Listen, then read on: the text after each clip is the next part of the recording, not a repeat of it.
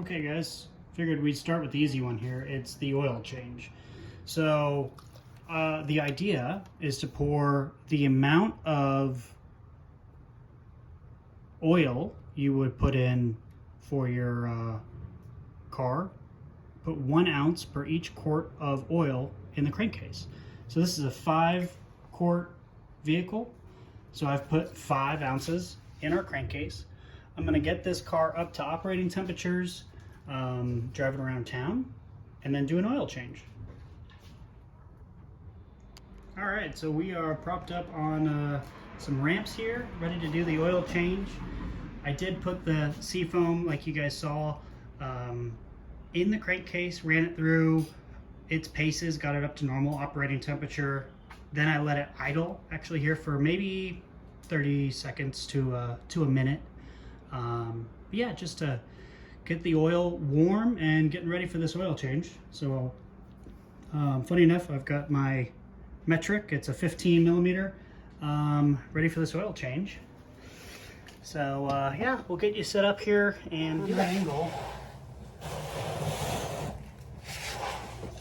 and spray hot oil everywhere.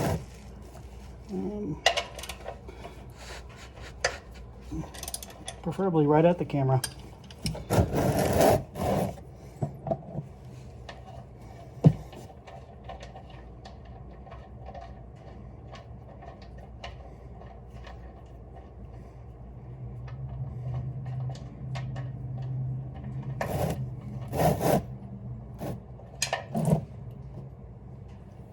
Oh yeah, and it was blocked the entire time. Good.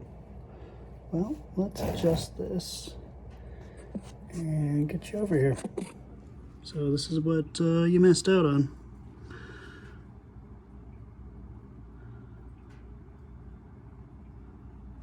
Oil consistency is a little bit lower viscosity, right? And I think that that's because of the solution we put in, the oh my gosh, seafoam now. Yeah, because we put the seafoam in there. So yeah, it's a good consistency. There's no metal flakes or anything. Yeah, it's definitely hot, but yeah. So let this drain out. I'm gonna go top side, go from there. Let me get a rag real quick. Okay, so back top side.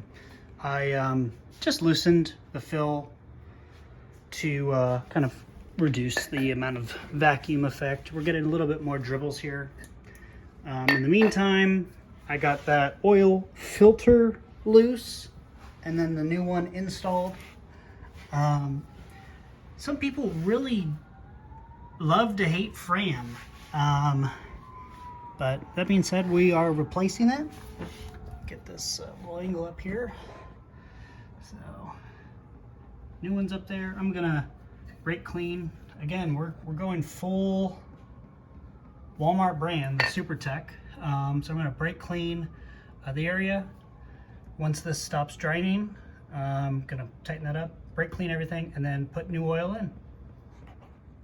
All right, so we are cleaned. The only comment that I will make about the Walmart cleaner here, the brakes cleaner, does a great job. It feels like World War I down here with the fumes. So I'm gonna go topside and put some oil in it. All right, ladies and gentlemen, so I've got a clean funnel here. Put that sucker there. And one-handed, maybe? No, I'm gonna get my little bipod here. Give me a second. Unknowingly using military words, bipod, World War I.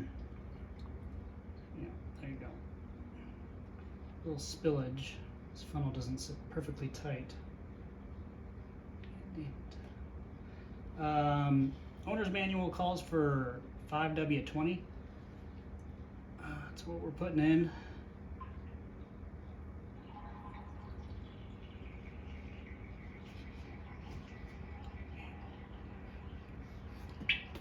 Adjust here. Most spillage I've ever had on an oil change here.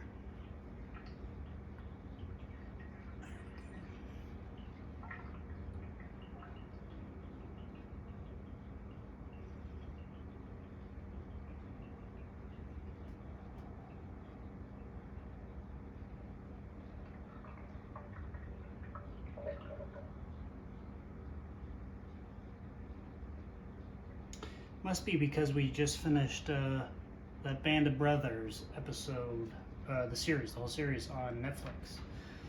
It was great that they put that on Netflix. Anytime it pops up on TV, make a point to try and watch it. So the fact that it went to Netflix, I was like, yep,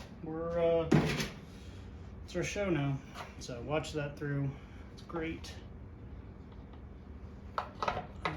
Cool. So that's 5 quarts. Done and done. Well, there you have it, folks. That's an oil change with a flush, you know, so to speak, flush. What that really does in the engine, put in that seafoam here, it just cleans, right? It's going to stabilize not much inside your crankcase. It's more of a solution to clean the inside of your engine. It was a little bit past that last oil change, and so my goal was to get rid of any potential sludge. We didn't see anything as it drained, so I'm happy with the results. Yeah, so stay tuned for the brake fluid, power steering, coolant flush, rear diff,